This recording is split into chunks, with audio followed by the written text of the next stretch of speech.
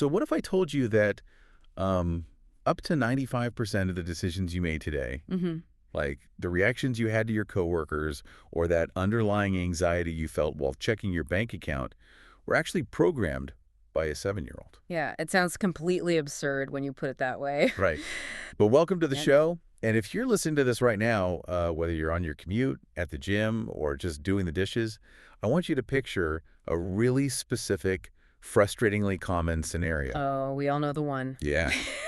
It's that feeling of being completely hopelessly stuck in a loop, even though you are doing absolutely everything that society tells you is, right. It is the quintessential sensation of running on a psychological treadmill. Exactly. You're putting in the sweat, you're tracking the miles, the effort is undeniably there, but the scenery outside your window absolutely refuses to change. And the exhaustion of that is just profound. I mean, Yeah. you realize your job is underpaying you, it's draining your soul. So what do? You do the work. You polish up the resume.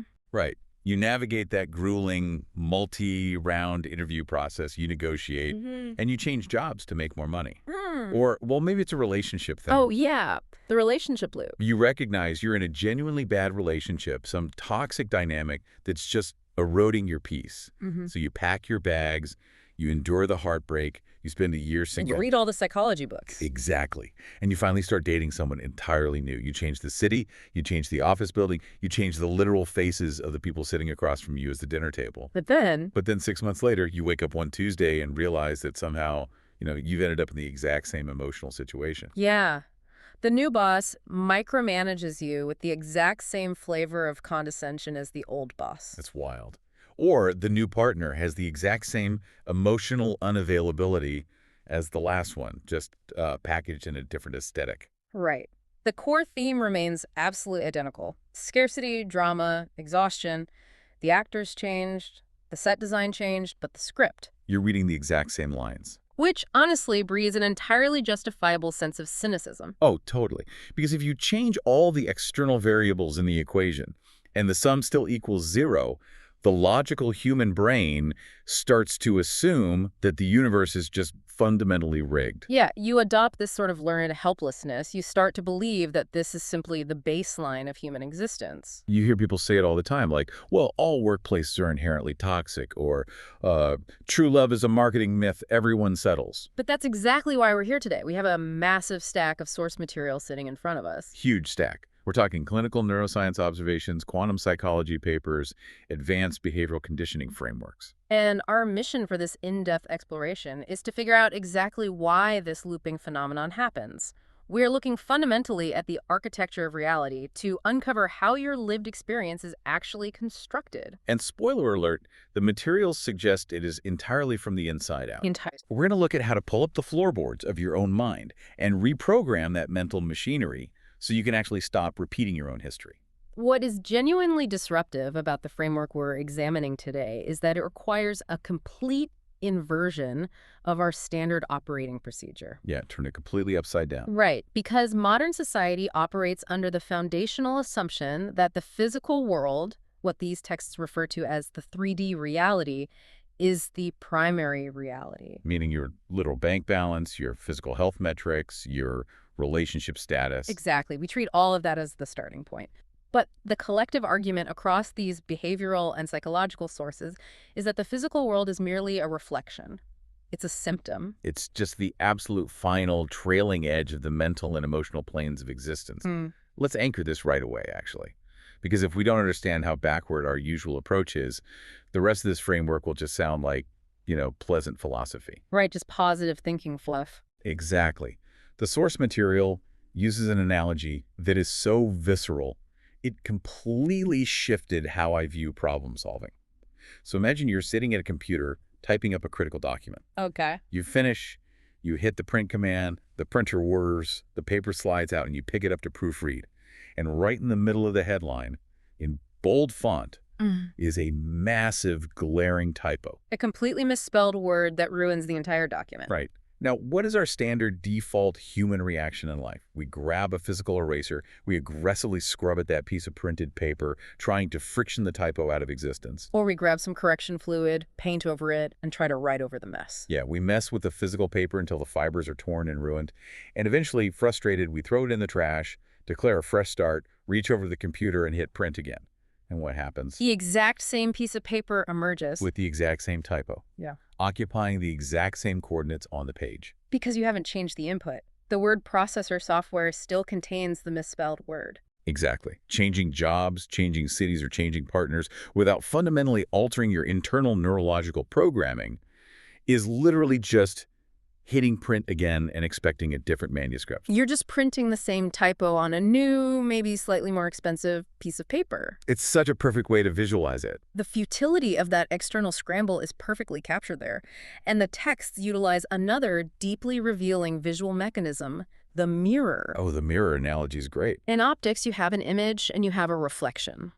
The physical world, the 3D reality, is merely the reflection. Right. Your internal baseline physiological and psychological state, your core beliefs, your emotional default network, that is the image standing in front of the class. So it's a biological and physical impossibility to stand in front of a mirror wearing a bright red shirt, cross your arms, and demand that the reflection show you wearing a blue shirt. And you certainly cannot grab a wet sponge and try to scrub a smudge off the surface of the mirror if the dirt is actually sitting on your own cheek. The mirror is just a passive mechanism.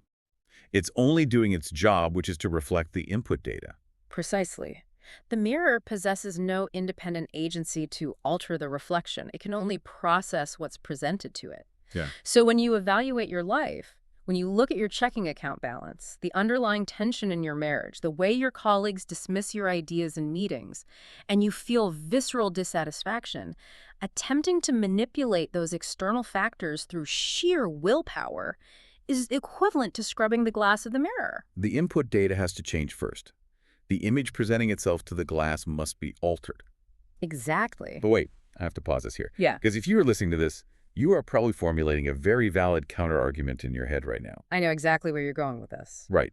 Like, are these sources suggesting that literally all material conditions are just psychological projections? What about tangible, structural, real-world systemic issues? Let's talk about global economic recessions, massive corporate layoffs, institutional barriers, or, inflation. If the cost of groceries doubles overnight, that is not a typo on my internal computer. That is a macroeconomic reality. Very true. Are we supposed to just smile in the mirror and pretend those structural forces don't exist? And that is the exact friction point where most people abandon this kind of material. It is a vital distinction to make.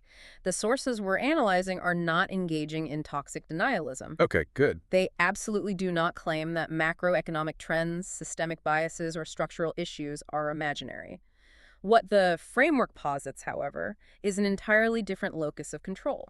How so? It argues that while you do not control the macro environment, your personal experience within those circumstances, your placement inside the hierarchy of that crisis, and your cognitive ability to navigate it are entirely dictated by your internal programming. So it's the difference between the objective reality of a storm and whether you are experiencing that storm in a reinforced bunker or a paper tent. Exactly. Let's look at the corporate layoff scenario. A massive conglomerate downsizes, and 2 employees are let go on the exact same day from the exact same department. The external physical event is identical. Right. But let's look at the internal input. Person A possesses an internal baseline blueprint that interprets rejection as a confirmation of worthlessness. Oh, wow. Their neurological response is to flood their system with cortisol, entering a prolonged state of fight-or-flight freeze. They retreat, they panic in interviews, they project desperation, and they experience a devastating multi-year period of unemployment. While person B has a totally different software running. Right. Person B's internal blueprint is programmed to view disruption as a forced evolution. The layoff still happens, it still stings, but their brain immediately filters the environment for opportunity. They see it differently. Yeah, they utilize their severance to start that consulting firm they'd been discussing for years, ultimately doubling their previous salary. So the macroeconomic event was identical. Identical. The systemic issue was real. But the reality they inhabited afterward was completely divergent, dictated by the cognitive and emotional input they brought to the event. That makes a ton of sense.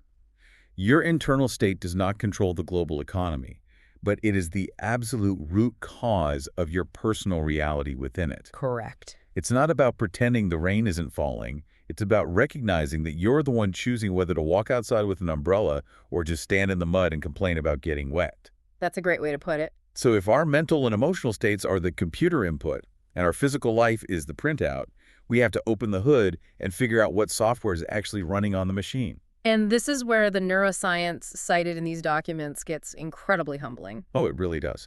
According to the research compiled here, between 94 to 95% of our cognitive activity, our thoughts, our assumptions, our decision-making algorithms, is completely unconscious. Let that statistic really anchor itself in your mind. 95%. It's staggering. It means the vast, overwhelming majority of the computing power that is generating your emotional responses, directing your behaviors, and ultimately constructing your reality is operating entirely below the threshold of your conscious awareness. We all walk around believing we're the ones driving the car. We think our conscious logical mind is at the steering wheel. Yeah. But in reality, we're just sitting in the passenger seat playing with the radio while an invisible chauffeur takes us to a predetermined destination. We live our lives on a neurological autopilot. We have these continuous looping neural pathways firing thousands of times a day that we don't even consciously register. And these invisible thoughts generate our emotions. And those emotions, according to the physiological models in the text, create a literal, measurable electromagnetic field that dictates how we interact with our environment. But if I am not consciously choosing these thoughts, who installed this software? Where did this 95% of invisible programming come from? To understand that, we have to look at what the framework identifies as core beliefs. If you think of your brain as a computer, core beliefs are the foundational operating system. They are the deeply embedded fundamental assumptions you hold about your own identity, about the nature of the world. About the trustworthiness of other people. Exactly. About the mechanics of money, and about the rigid boundaries of what is possible versus impossible for someone like you. And the chilling part is, you did not consciously sit down at a desk and code this operating system. Not at all. These beliefs were primarily downloaded into your hardware very early in life, specifically between the ages of 0 and 12. Wait, let's dig into the biology of that. Why that specific window? Why are we running our adult lives, making decisions about our mortgages and marriages, based on software programmed by a literal child who still believes in the tooth fairy? It comes down to brainwave states and developmental neuroscience. During those formative early years, a child's brain is heavily operating in delta and theta brainwave frequencies. Which are the same frequencies adults experience during deep meditation or light sleep, right? Yes. Essentially, children are walking around in a constant state of hypnosis. They have not yet developed the analytical, critical thinking faculty of the conscious mind. The filter. Right, the filter that allows an adult to hear a statement and say, wait, is that actually true? Because that filter is absent, the child's brain acts as a sponge, downloading the environmental data directly into the subconscious as absolute, unquestionable reality. So everything they observe just becomes hard-coded fact. Precisely.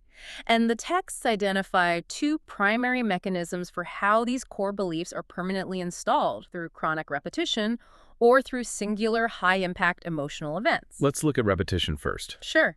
If you grew up in a household where the primary caregivers were in a state of chronic financial stress, where the ambient dialogue was always, money isn't growing trees, or we just can't afford to breathe. Your sponge-like theta state brain recorded that data point through sheer repetition. It myelinated those neural pathways and installed a core operating belief. Money equals pain, scarcity is the baseline, and acquiring wealth is inherently dangerous. Wow.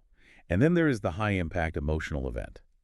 The source material outlines a devastatingly clear example of this neurological adaptation, which we can call the abandonment loop. This one is tough to read, but so important. Let's conceptualize a child who experiences a severe, sudden rupture in their caregiving dynamic. Perhaps a parent physically abandons the family, or perhaps they're just profoundly, chronically, emotionally unavailable due to their own trauma or addiction. A child's brain does not possess the cognitive development to objectively analyze the situation. The child cannot say, my caregiver is suffering from complex, unhealed generational trauma and lacks the emotional bandwidth to parent effectively. Right. A child's brain is entirely egocentric as a survival mechanism. It processes all external events as a direct reflection of its own internal value. Exactly. So the child's brain, desperately trying to make sense of the agony of this rupture, forms a core belief. It computes the data and concludes, I was left because there is a fundamental flaw within me. If I were better, quieter, smarter, or more lovable, they would have stayed. Therefore, I am inherently unworthy of love. Yeah. It's a heartbreaking adaptation. But Hmm. neurologically, it is incredibly common and highly efficient. The brain establishes a rule to predict future outcomes and protect the organism from future surprise pain. But then we fast forward 25 years. That child is now an adult navigating the dating pool. Consciously, the 5% of their brain that is awake is saying, I want a healthy, reciprocal, loving partnership. I want to build a life with someone. They're swiping on the apps, reading relationship advice, trying to do it right. But 95% of their cognitive processing is still being driven by that invisible chauffeur who is fiercely gripping the steering wheel and repeating the core belief, I am unworthy of love, and anyone who gets close will eventually realize it and abandon me. So they are approaching the concept of connection from a baseline frequency of profound existential fear. And behaviorally, how does that manifest? The unconscious mind hates cognitive dissonance, right? It wants the external reality to match its internal map. Yes. So this individual will unconsciously seek out dynamics that feel familiar, which means they seek out dynamics that threaten abandonment. Right. They might become incredibly anxious and suffocating, constantly demanding reassurance because their nervous system is waiting for the other shoe to drop. Or even more insidiously, they might unconsciously select partners who are completely emotionally unavailable. Mhm. They might enter intense codependent dynamics, choosing someone who is deeply flawed, struggling with addiction, or utterly reliant on them. The subconscious strategy is, if I can fix this person, if I make myself absolutely indispensable to their survival, they will need me too much to ever leave. They are attempting to engineer a feeling of safety by utilizing the tools of fear and control. Exactly. But the tragedy outlined in the framework is this immutable law. Whenever you build a structure on a foundation of fear, you inevitably recreate the exact monster you are running from. It's inevitable. If you enter a relationship terrified of being abandoned, your hypervigilance, your suffocating need for validation, your resentment from overfunctioning in a codependent dynamic, it eventually becomes a toxic environment. You literally push the healthy aspects of the partner away. And when the relationship inevitably fractures and the partner leaves, what happens? Your subconscious brain doesn't objectively analyze the situation and say, our unhealed trauma responses created an unsustainable toxic dynamic. No, the ego mind feels a perverse sense of victory. The subconscious brain says, see, I told you. I knew this would happen. People always leave. We are fundamentally unworthy of love. The typo gets printed, you stare at the piece of paper and you say, look, I have objective proof that the typo is real. It is a perfectly sealed, self-fulfilling prophecy that just further solidifies the original flawed belief. It is a vicious cycle of confirmation bias. The human reticular activating system, that bundle of nerves in our brainstem that filters sensory information, is remarkably efficient at seeking out evidence that validates our existing beliefs while completely deleting or ignoring any data to the contrary. Yeah, the RAS is powerful. So if your core operating system says, I am unworthy, your brain will literally filter out the healthy, secure people who treat you well. It will label them as boring or say there is no chemistry. Meanwhile, you will feel an intense magnetic physiological pull toward the exact people whose behavior will confirm your unworthiness. Your biology is ensuring your reality matches your programming. Okay, this is where we had to get extremely practical. If 95% of this programming is unconscious and it was installed when we were literally too young to tie our own shoes, how on earth are you, the listener, supposed to figure out what your specific core beliefs actually are? It's a great question. You can't just interrogate your subconscious mind over a cup of coffee. It is hidden behind a firewall. The sources provide a remarkably simple yet brutally confronting diagnostic tool for this exact problem. Okay, what is it? Look at your results. Look at the physical landscape of your life right now. The 3D reality, the printout, possesses absolutely no ability to lie. It is the perfect, unvarnished, objective diagnostic readout of your unconscious software. I have to say, reading that part of the material was genuinely uncomfortable. It strips away all of the comforting narratives we tell ourselves. It is deeply confronting, but from a clinical perspective, it is also immensely empowering because it entirely removes the mystery. Yeah, that's true. You don't need to spend 10 years in analysis to figure out your baseline programming. If you want to know what your unconscious core beliefs about money are, do not look at the vision board you made on New Year's Eve. Look at your bank account. Look at your credit card debt. Look at the physical sensation in your chest, the tightness in your throat when you sit down to pay a utility bill. if you are perpetually broke despite working 60 hours a week, if wealth always seems to slip through your fingers due to sudden emergencies, Your core belief is not abundance. your core belief is deeply rooted in scarcity and unsafety around resources. And it applies to everything. If you want to know your core beliefs about your inherent self-worth, look at how the 5 people closest to you treat you on a daily basis. Are you constantly disrespected? Are your boundaries routinely ignored? Do you find yourself always apologizing when you haven't done anything wrong? That is not just a string of bad luck with friends. No. That is your 3D mirror, reflecting back an unconscious broadcasted belief that you do not require or deserve respect. The reality you are experiencing is your ultimate infallible feedback loop. So we are forced to become forensic detectives in our own lives. We have to look at the clues left at the scene of the crime, which is our current physical reality, and reverse engineer the beliefs that must have been present to create those outcomes. Which brings us to a massive structural paradigm shift in the material. If our internal beliefs create our external reality through the mechanisms of cognitive filtering and behavioral loops, then belief fundamentally has to come before reality. Yeah. You cannot wait to see the physical evidence of success before you allow yourself to believe you could be successful. This concept is perhaps the single hardest hurdle for the modern logical mind to clear, because our entire societal conditioning teaches us the exact opposite order of operations. We are strictly taught the scientific method of material evidence.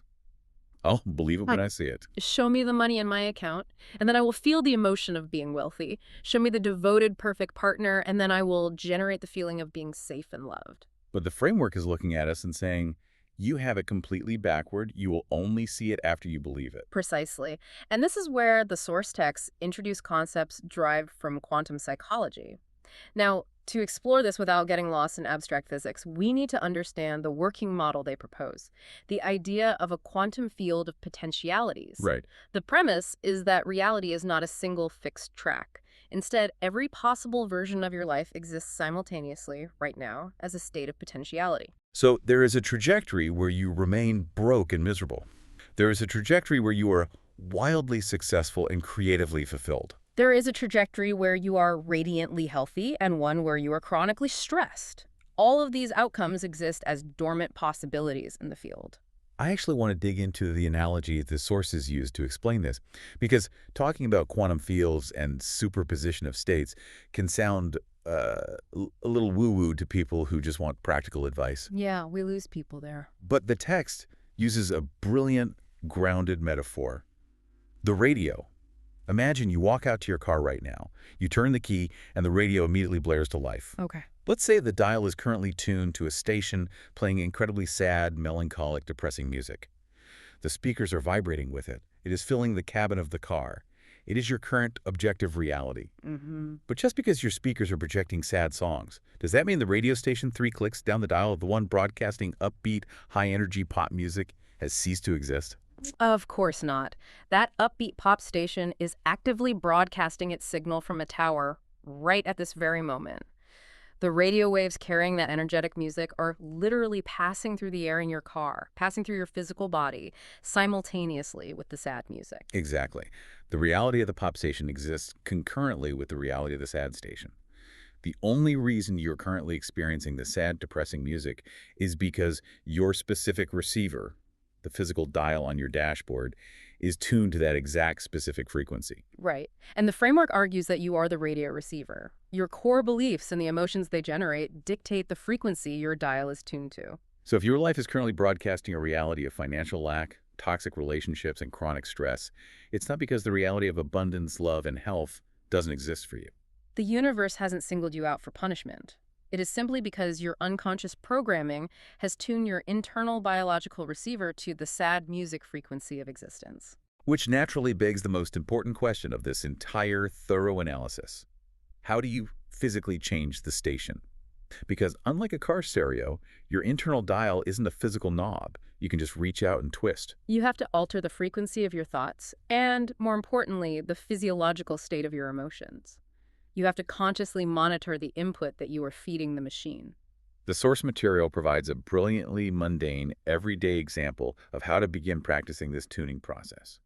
Think about the simple act of paying a utility bill. Perfect example. Let's say your monthly electricity bill arrives. For the vast majority of people, the moment they see that envelope or open that email, the unconscious autopilot takes over.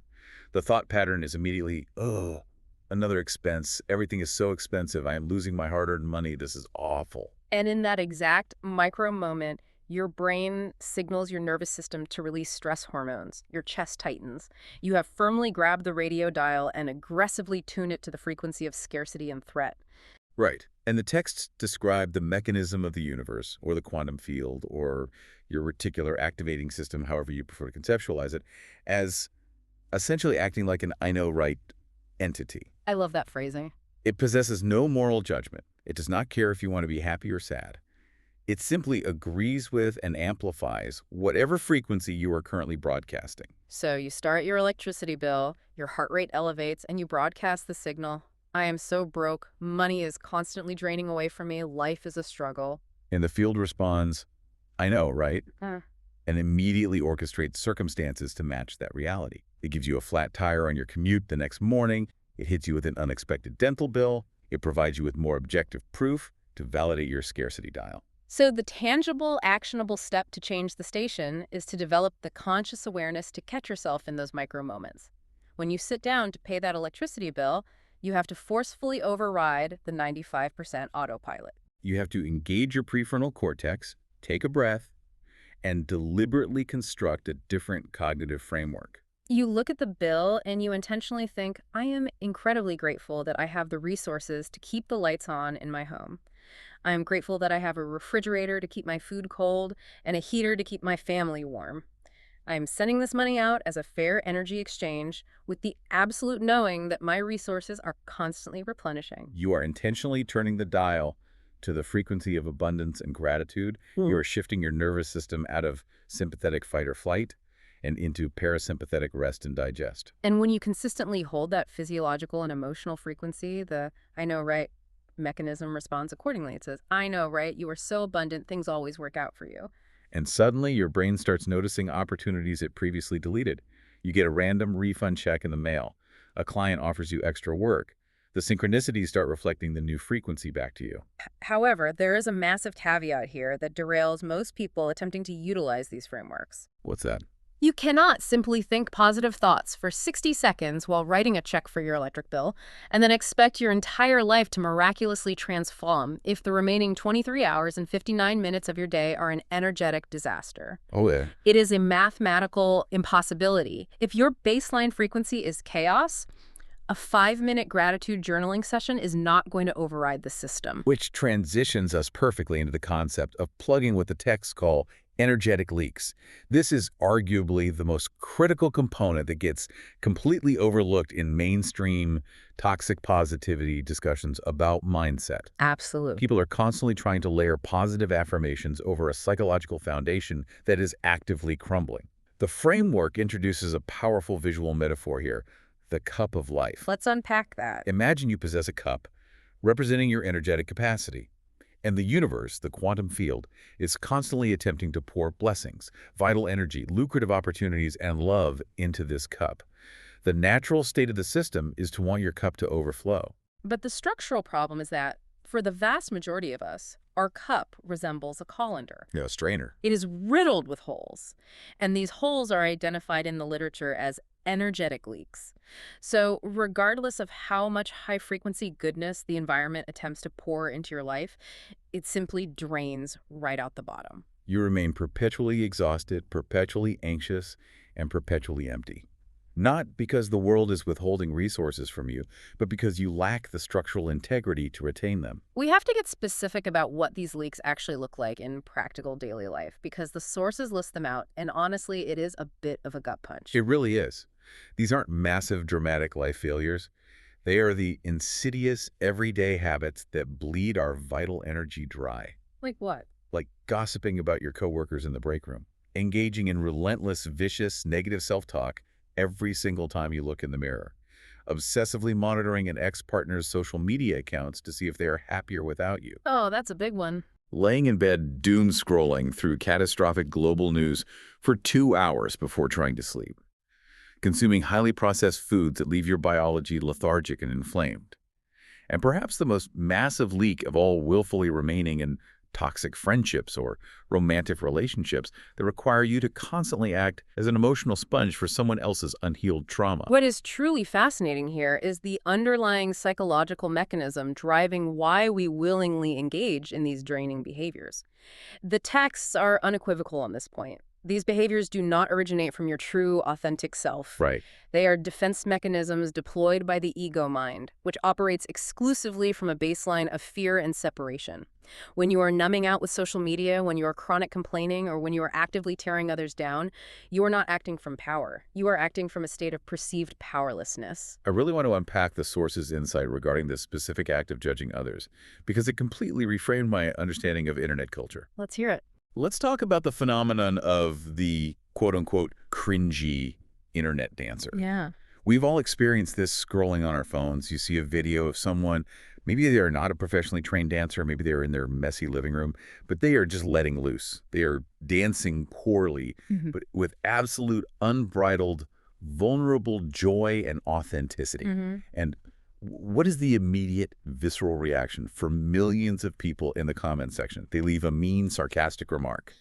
They immediately text the video to a group chat and say, "Oh my God, I'm getting secondhand embarrassment. Look how incredibly cringy this person is." The conscious mind genuinely believes that the judgment is an objective critique of the other person's lack of skill. The ego feels a rush of superiority. Yeah. But the psychological framework argues that the judgment has absolutely nothing to do with the dancer on the screen. It is an exact one-to-one projection of the viewer's own internal shadow and fear. I struggle with this sometimes. Is it really always a deep psychological projection? Sometimes the bad dancer is just objectively a bad dancer. Are we stretching the metaphor to say that every time I find something embarrassing online, it's about my own trauma? It is a fair pushback, but we have to separate aesthetic preference from emotional reaction. You can observe a bad dancer and simply swipe past it with zero emotional charge. Okay, that's true. The leak occurs when you feel the need to mock it, when you feel that spike of cringe. That emotional charge is the projection. Why does it bother you? I see.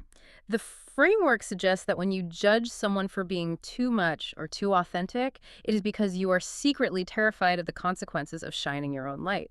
You are terrified of breaking the rigid societal molds that you have contorted yourself to fit into. You spend massive amounts of energy suppressing your own weird, authentic, vulnerable self because you are terrified that if you showed it to the world, you would be rejected. Oh, wow. So when you see someone else on a screen who is brave enough to just be themselves without the protective mask, it threatens your entire survival strategy.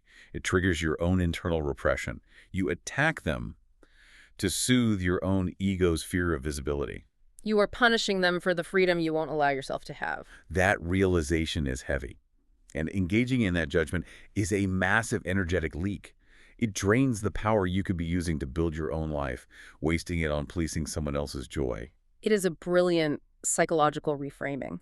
If you observe individuals whose cups are genuinely overflowing, people who are deeply fulfilled by their own purpose, their own creativity, their own relationships, they literally do not possess the time, the biological bandwidth, or the energetic desire to peer into someone else's cup and criticize the contents. Judgment is the ultimate symptom of an empty cup. But I know exactly what you listening to this right now might be thinking. You might be saying, okay, that totally makes sense for leaving mean comments on videos online. I can stop doing that. But what about my actual physical reality? Right, the real world. It is incredibly easy to sit in a soundproof studio and say, stop gossiping, protect your energy, be positive. But what if I am currently stuck in a genuinely toxic work environment? What if my boss is a volatile tyrant and the only way my coworkers and I survive the week is by venting to each other over drinks on Friday? It feels justified. Complaining isn't a leak in that scenario. Complaining feels like a necessary survival mechanism. How am I supposed to stop the leak when the literal water I am swimming in is toxic poison?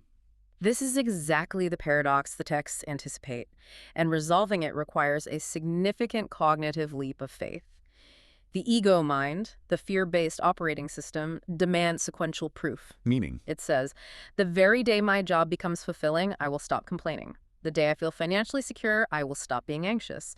The day my partner treats me perfectly, I will stop being defensive. Oh, yeah. It demands that the external environment change its shape first, so that we can then feel safe enough to change our internal state. But remember the physics of the mirror analogy we discussed earlier. You're standing in front of the glass, arms crossed, waiting for the reflection to smile before you are willing to move your own facial muscles. Which is a biological and physical impossibility. The reflection cannot initiate the movement. Exactly. The framework states that this toxic environment is precisely why it is a diagnostic test of your resolve. If you wait for your cup to be miraculously filled by external forces before you stop engaging in the behaviors that drain it, the cup will remain empty until the day you die. You are required to patch the leak first. You have to make the excruciatingly uncomfortable choice, while still sitting in the middle of that toxic open plan office, not to participate in the gossip circle. When the Friday happy hour devolves into a complaint session about management, you have to choose to gently pivot the conversation, or simply excuse yourself. You have to refuse to add your own electrical charge to the collective negativity. You have to seal your own cup, even while the boat is sinking. And that is incredibly difficult, because it fundamentally isolates you from the established social dynamic. The herd will notice that you are no longer participating in the shared trauma bonding. It feels unsafe. But the neurological premise is that by changing your energetic input, by raising your own internal standard and violently refusing to leak your energy into a toxic vortex, you fundamentally alter your broadcast frequency. And once your internal frequency establishes a new baseline, the physical reality must eventually rearrange itself to reflect that change. You literally have to fix the plumbing before the water pressure can build up enough to clear the pipes. Okay, let's map out where we are in this architecture. We have diagnosed that 95% of our actions are driven by unconscious core beliefs. Right. We are learning how to tune the biological radio to a higher frequency of gratitude rather than scarcity. And we are actively patching the behavioral holes in our cup. The gossip, the doom scrolling, the projection. We are finally sealing up our vital energy. But what do we actually do with all this contained high-frequency energy? Having a fully charged battery is useless if you don't plug it into an engine. This transitions us to the next massive pillar of the framework, the necessity of specific vision combined with inspired action. Contained energy requires direction. If you possess a high frequency but lack a target, you are just vibrating in place. Yeah, you're not going anywhere. If you don't know the exact coordinates of where you are attempting to go, any road will eventually take you there. But the statistical probability of you actually liking the destination is near zero. The source materials place an immense, almost obsessive emphasis on the crucial nature of specificity when constructing your internal vision. The practical analogies they use here are so incredibly helpful. Think about the GPS navigation system in your car. You do not get into the driver's seat, turn on the digital map, and vaguely declare to the dashboard, well, I just really hope I don't end up in another country today. I just want to go somewhere nice. The software would have absolutely no computational idea what to do with that input. It cannot calculate a route based on the absence of a negative. No. It requires a highly specific data point, an exact address, a zip code, a street name. Exactly. But look at how the vast majority of human beings approach their life goals. They broadcast these incredibly vague, amorphous desires. They say things like, I just want to be happy, or I just don't want to struggle with my bills anymore, or I just want to find a nice guy. That is not an address. The universe, the quantum field, your reticular activating system, none of them can map a route to not struggling. If you want to manifest a radical career change, but you don't know the exact job title yet, that is perfectly fine. But you must get ruthlessly specific about the experiential elements you do know. You have to input the exact coordinates. Right. I require a role that guarantees remote work flexibility, a baseline salary of exactly this numeric amount, a team culture that values psychological safety, and a feeling of creative autonomy when I close my laptop at 5 p.m. You have to provide the machinery with a precise, detailed blueprint to construct. The sources use a rather amusing yet perfectly illustrative anecdote to demonstrate the mechanical failure of lacking specificity. We can refer to it as the serial discount phenomenon. Oh, I love this one because I have essentially done exactly this in my own life. Let me paint the picture. You learn about these concepts, you get excited, and you decide to test the universe with something small. You are driving to the grocery store, and you put out the vague, hopeful intention, okay, universe, show me a sign. I really hope my favorite brand of cereal is on sale today. Let's manifest a discount. Okay. You walk through the automatic doors, you stroll down aisle 4, you look at the shelf, and congratulations. Your manifestation worked flawlessly. The universe delivered exactly what you requested. There's a yellow tag on the box. The cereal is on sale. But you look closer at the tag, and it is a 30-cent discount. Right, a completely negligible, microscopic discount. Yeah. Technically, the physics of the manifestation worked perfectly. You asked for a sale, you received a sale. It is the classic monkey paw outcome. But you feel disappointed because your unexpressed expectation was much higher. The failure was not in the mechanism. The failure was in the clarity of the command. If you had engaged the system with ruthless specificity and intended, I expect to walk down this aisle and find my favorite cereal marked at exactly 50% off today, you're tuning your receiver to a completely different, highly specific frequency of possibility. The environment responds to the exact parameters of the blueprint you provide. Specificity is the literal programming language of reality creation. But here is the trap where 90% of people get permanently stuck. Having the specific, crystal clear vision is only the first half of the equation. What's the second half? The second half is the actual crucible. It is what the texts refer to as inspired action, because visualization, meditating on your goals, creating the vision board, all of that is wonderful for tuning the internal radio. But physical action is the ultimate, undeniable proof of your belief in the 3D material world. This is a vital philosophical point to linger on because it corrects a massive flaw in early iterations of this genre. A lot of foundational material in the personal development space focused heavily, almost exclusively on the internal state. Yeah, the messaging was essentially just sit on your couch, maintain a high vibration, think happy thoughts, and $1 million will literally manifest in your mailbox. But this modern integrated synthesis of the framework requires aggressive, tangible engagement with the physical world. Your physical behaviors demonstrate your true, underlying internal alignment. Let's utilize the example provided in the text, the aspiring singer, or in today's digital economy, the aspiring YouTuber. Let's conceptualize someone who has a crystal clear, highly specific vision. They want to be a professional recording artist. Okay. They have done the psychological work, they have patched their energetic leaks, they meditate every morning and vividly visualize themselves performing on a massive stage to a sold-out arena.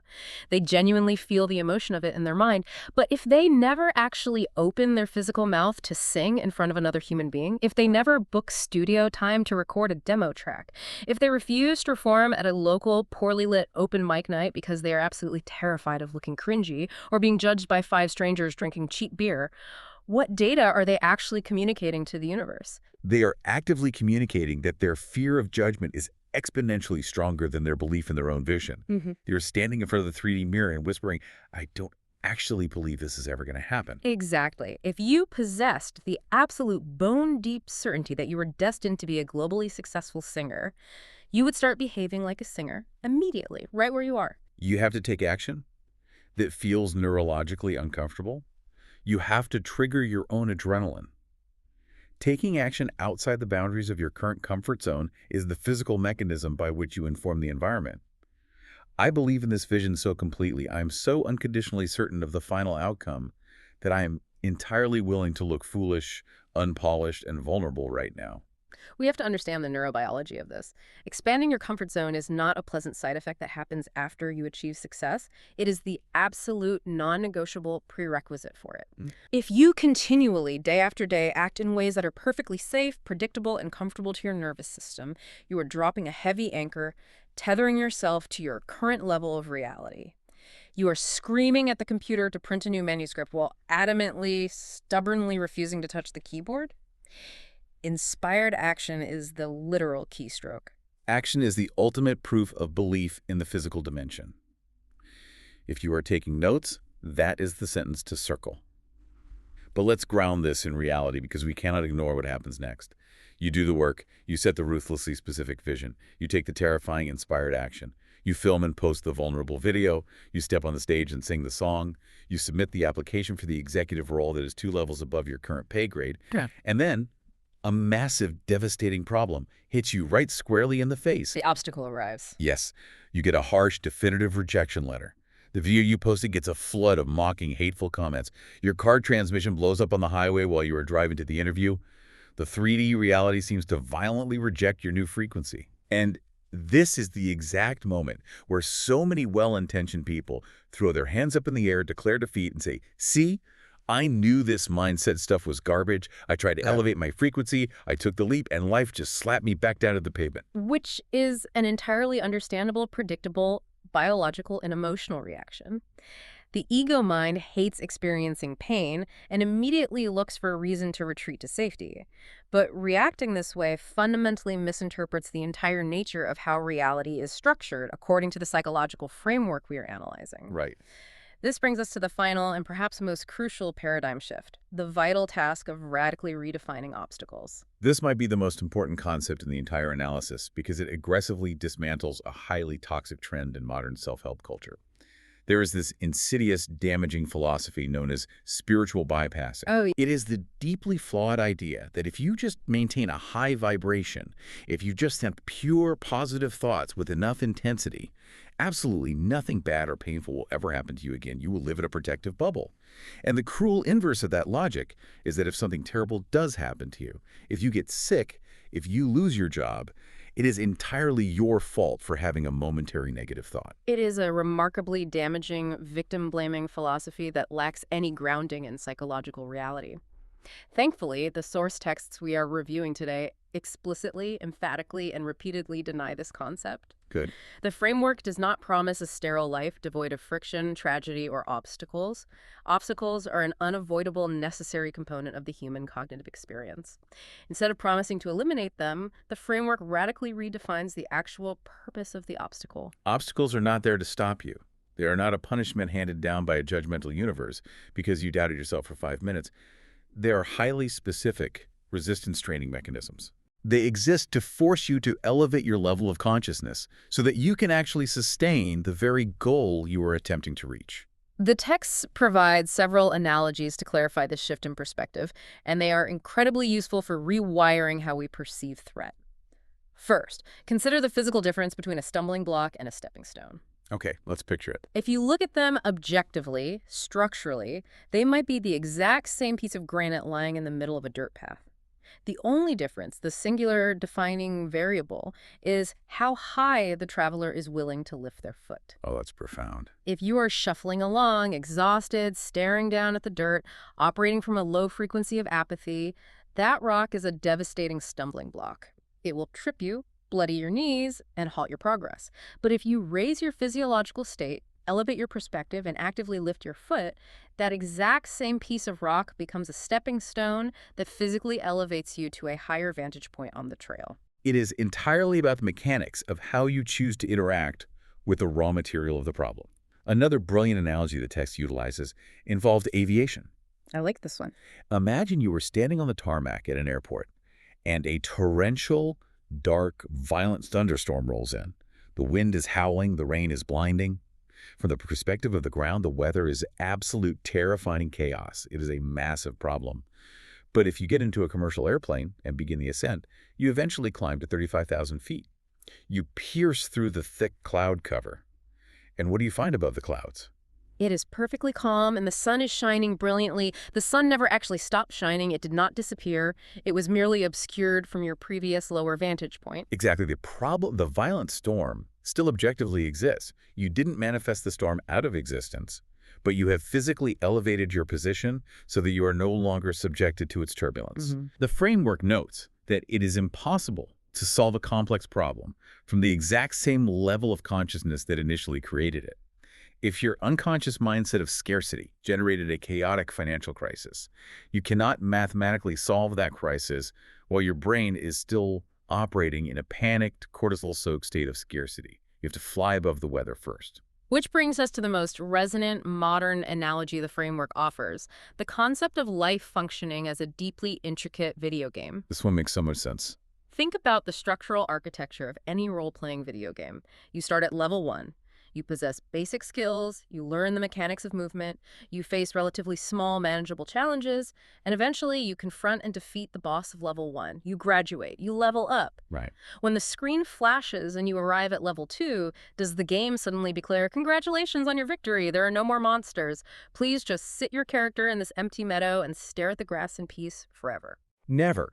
If a game did that, it would be the most boring, universally hated piece of media ever created. People would demand refunds.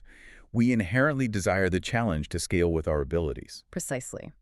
When you progress to level 2, the environmental graphics are sharper, the landscape is vastly more expansive, the potential rewards and treasures are significantly higher, and you have been equipped with upgraded armor and tools, but in exchange for all of that, you must now face a completely new, vastly more complex kind of monster. The obstacle scales with the environment. So let's map this onto our actual lives. When a massive crisis hits you right in the face immediately after you have been doing the deep psychological work, after you've patched your leaks, set your vision, and taken the inspired action, it is absolutely not a sign that your manifestation failed or that the universe is rejecting you. Not at all. It is a system notification that you have successfully leveled up. The new, terrifying obstacle is simply the level 2 monster. It is spawning in your reality precisely because you have now developed the internal capacity and the upgraded tools required to defeat it. And figuring out how to overcome this specific monster is exactly the training regimen required to earn the skills you will need for level 3. It's all connected. The arrival of the obstacle is fundamentally a diagnostic query from the environment. It is looking at you and asking a direct question. Are you going to react to this pressure by defaulting to your old unconscious programming of panic and fear? Or are you going to hold your ground and utilize your newly installed programming of certainty and belief? Okay, conceptually that is incredibly empowering. But practically speaking, chemically speaking, how do we actually execute that? Let's say you are in the dead center of the crisis. You just received the email that your funding was pulled, or your landlord just doubled your rent. Your amygdala is firing, your heart is racing, your palms are sweating. How do you fly the airplane above the clouds in that specific physiological moment? The actionable step required here demands immense practiced cognitive discipline. When the crisis initially hits, your immediate evolutionary instinct is to panic and obsessively churn over the how. How am I going to fix this? How am I going to find the money? Who can I call? Yeah, you start spinning. Your brain spins in circles, trying to calculate the mechanics of a solution from a state of total dysregulation. The framework suggests a radically different neurological path. You must consciously stop trying to solve the problem in that moment. Instead, you must close your eyes and vividly visualize the emotional sensation of the problem already being completely solved. Wait. So you completely ignore the mechanics. You don't try to figure out the step-by-step solution yet. You just focus purely on generating the emotional relief of the resolution. Correct. You force your nervous system to regulate. You close your eyes, you slow your breathing, and you intentionally generate the visceral feeling of deep, profound relief. You generate the feeling of gratitude, the feeling of exhausted but happy exhalation, knowing that it all somehow worked out perfectly. You are intentionally matching your internal frequency to the frequency of the solution, not the frequency of the problem. And once you have successfully elevated your physiological state to that baseline of calm and gratitude, once you are securely flying above the clouds, then you re-engage your prefrontal cortex and command your logical mind to survey the landscape for a solution. Because at that point, you are no longer scrambling from a place of blind anxiety. You are observing the chessboard from a position of elevated power.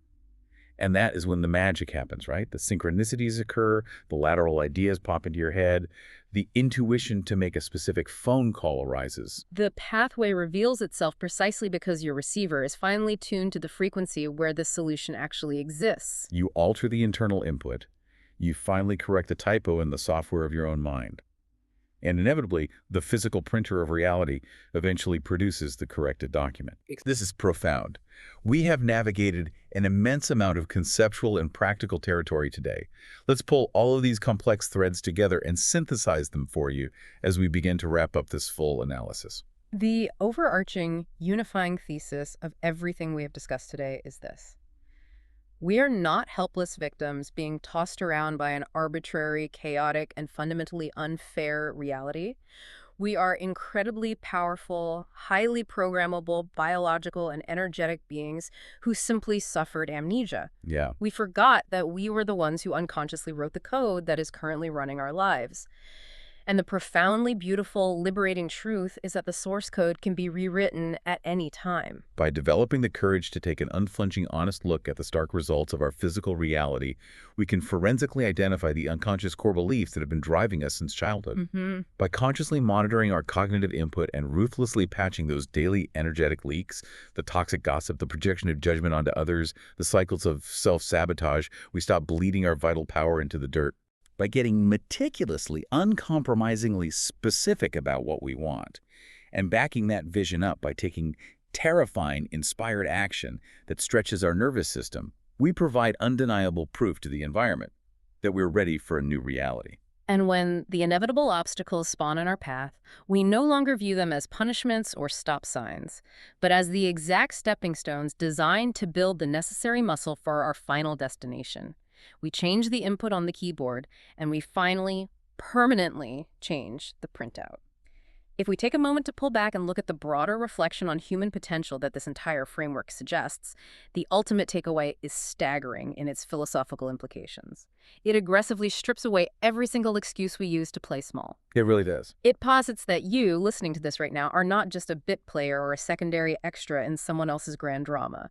You are the sole writer of the script. You are the director calling the shots. You are the camera operator framing the scene. And you are the undeniable main character of your own reality. Everyone else you encounter, every frustrating circumstance you face, every joy and every heartbreak, is ultimately functioning as a complex, multi-dimensional mirror, reflecting back hidden parts of your own internal state to help you better understand the depths of who you are.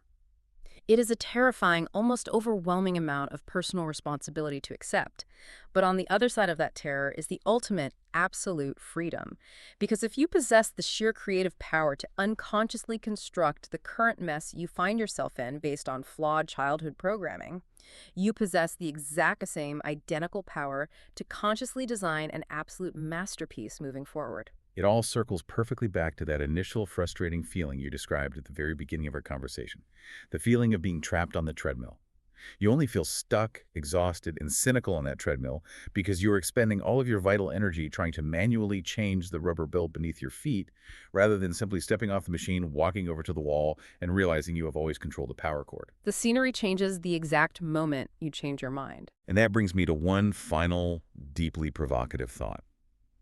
I want you to really sit with this, mull it over, and let it echo in your mind as we close out today.